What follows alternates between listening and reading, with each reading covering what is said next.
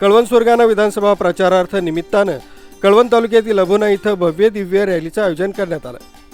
या सभेचं आयोजन अबोना इथं करण्यात आलेलं होतं।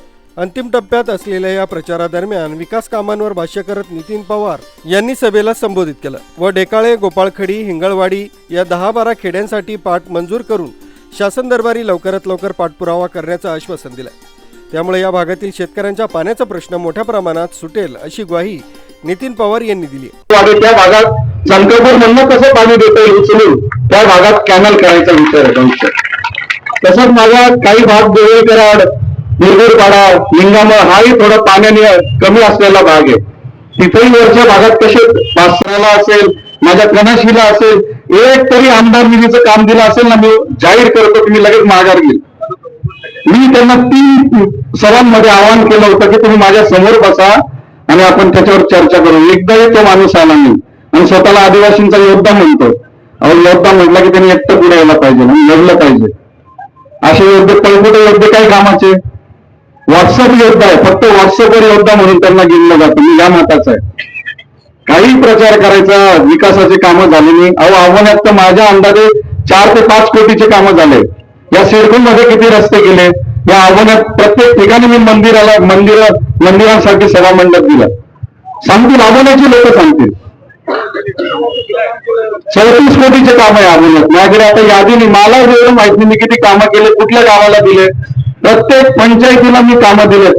त्यावेळी असंख्य जनसमुदाय, सर्व पदाधिकारी व कार्यकर्ते उपस्थित होते। कळवण सुरगाणा विधानसभेच्या प्रचारार्थ आज महायुतीचे अधिकृत उमेदवार नितीन पवार यांच्या भव्य रॅली आणि प्रचार सभेचं आयोजन अबोना येथे करण्यात आलेलं आहे। येथे आपण आलेलो आहोत कळवण तालुक्यातील अबोना येथे कळवण सुरगाणा विधानसभा प्रचारार्थ निमित्त काही कार्यकर्ते या ठिकाणी आलेले आहेत। आपण त्यांच्याशी संवाद साधणार आहोत। नितीन पवार यांनी आपल्याकडे काही विकास केलेला आहे का? नितीन भाऊंनी आतापर्यंत 2200 कोटी रुपये आणून कळवण तालुका आणि सुरगाणा तालुका जो दिसतोय 2200 कोटी रुपये खर्च करून सुजलाम सुफलाम करण्यात भाऊंना यश आलेलं आहे। आणि पाहता तुम्ही सभेला जी गर्दी आहे, हा भाऊंचा विकास पाहूनच झालेली गर्दी आणि हा जनसमुदाय आलेला आहे। तर आपल्याला कसा प्रतिसाद वाटतोय? प्रतिसाद म्हणजे बऱ्यापैकी म्हणजे 100% आहे। आणि आता इथे आम्ही सभेला आहोत इथं अबोना गावात। आणि विकासाच्या बाबतीत म्हणायला गेलं तर भाऊंचा हात कोणी जाऊ शकत नाही। आज आपल्याकडे काही विकास कामे केलेली आहेत? झालं ना, आता भाऊंनी 1 कोटीचं काम दिलंय। परत एकाच गावाला 1 कोटीचं काम आहे। परत आमच्या गावात 3 गाव आहेत, 3 गावांना भरपूर विकास कामं दिलेले आहेत।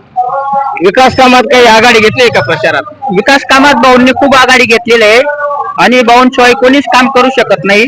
भाऊंनी यावर्षी म्हणजे 2 वर्षात खूप कामं केले आणि इथून पुढे बी करतील असं मी हे करतो।